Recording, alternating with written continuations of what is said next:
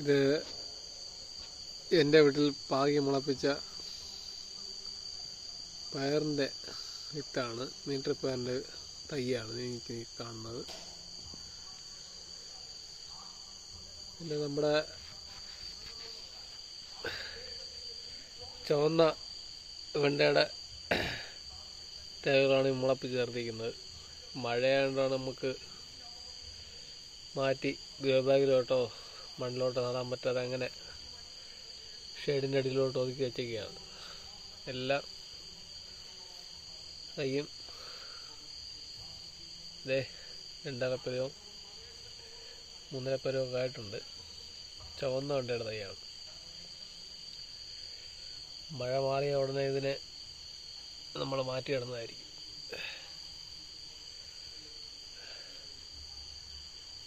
പിന്നെ നമ്മുടെ മീറ്റർ പയർ ഇത് വേറെ കുറച്ച് നിൽപ്പുണ്ട്. ഇപ്പം ഞാൻ രാത്രിയാണ് ഈ വീഡിയോ ഷൂട്ട് ചെയ്യുന്നത്. നമ്മളതിൽ കായുള്ള നിൽപ്പുണ്ട്.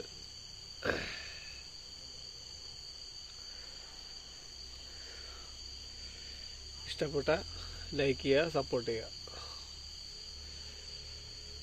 നമ്മളെ ഈ കൃഷിയും നമ്മുടെ ഒരു പാർട്ട് ടൈം പോലെയും നമ്മുടെ ഒരു ഇഷ്ടമുള്ള ഒരു മേഖലയാണിത്, ഈ കൃഷി എന്ന് പറയുന്നത്. അപ്പോൾ എൻ്റെ വർക്ക് ടൈമൊക്കെ കഴിഞ്ഞ് വന്നിരുന്നിട്ട് എന്തെങ്കിലുമൊക്കെ ഇങ്ങനെ ചെയ്യും. നമുക്കൊരു സന്തോഷം, ഒരു സുഖം. നമ്മുടെ പിള്ളേർക്കും നമ്മുടെ വീട്ടുകാർക്കുമൊക്കെ വിഷമില്ലാത്ത പച്ചക്കറി കഴിക്കാനും പറ്റും. ഇത് നമുക്ക് കൃഷിഭവനിൽ നിന്ന് കിട്ടിയ വിത്താണ് കേട്ടോ, ഈ വെണ്ടയും ഈ പയറിൻ്റെ. പിന്നെ കുറച്ച് ചീരവിത്തും വഴുതനവിത്തും ഒക്കെ കിട്ടിയിട്ടുണ്ടായിരുന്നു. അതൊക്കെ പാകാൻ പറ്റിയൊരു കാലാവസ്ഥ മോശമായിട്ടാണ് പാകാത്തത്. ഇനിയിപ്പോൾ ഈ തുലാ മഴ കഴിഞ്ഞതിന് ശേഷം നമ്മൾ ഇതിൻ്റെ ബാക്കിയെല്ലാം തൈ മുളപ്പിക്കുന്നതായിരിക്കും. പിന്നെ ഇത് വളർന്നു വരുമ്പോഴത്തേനും സെപ്പറേറ്റ് നമ്മൾ മാറ്റി ഇളക്കി നടുമ്പോഴത്തേനും ഇതിൻ്റെ വളർച്ചയും ഇതൊക്കെ നമുക്ക് കാണിക്കാം. അടുത്ത വീഡിയോയിൽ നമുക്ക് കാണിക്കാം. മഴ കഴിഞ്ഞാൽ ഉടനെ ഇത് നമ്മൾ ഗ്രോ ബാഗിലോട്ട് മാറ്റുന്നതായിരിക്കും.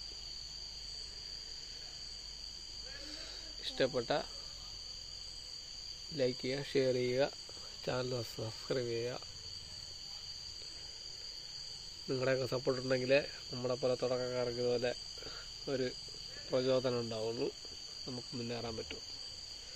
ഇത് മാത്രമല്ല കേട്ടോ, നമ്മുടെ അതിൻ്റെ കയ്യിൽ ഒരുപാട് ചെറിയ ചെറിയ കുഞ്ഞു കുഞ്ഞ് സൈഡ് പരിപാടികളുണ്ട്.